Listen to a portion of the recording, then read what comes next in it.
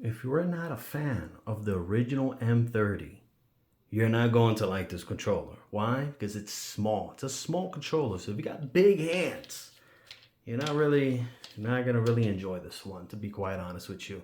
And I know a lot of people were complaining about the original M30 that's too small. Well, this is exactly an M30, except you have extra shoulder buttons now.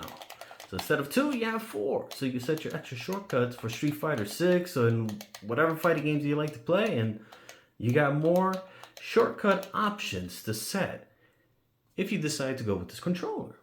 Now, there's better options on PC, so I would not use this controller for PC. As for Xbox user, and well, what other choice do you have besides using a Brook converter on something else? You do have the Hori, but I've used the Hori on the PS5 and that's a piece of crap.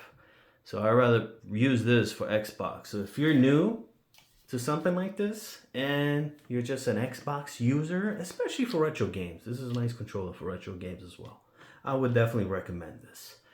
Now, another flaw, which I know is going to happen in the future, like it did with my other M30s. So I would have this plugged in on the original M30 on PC, but usually the port, the connector here, will eventually start crapping out.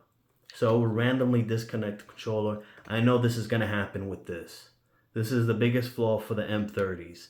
So even though you do have this nice little deep little connector here, it's still wobbling a bit. So it's gonna eventually start screwing up the port here, connector port, and it's just gonna randomly disconnect the controller from time to time. I don't know why they didn't officially just made a wire controller or just a wireless controller. They should have went with either one, not this way. This is a bad idea. This is eventually going to crap out in the future.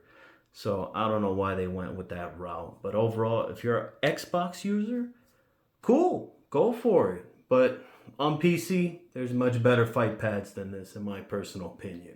Thanks for watching and take care.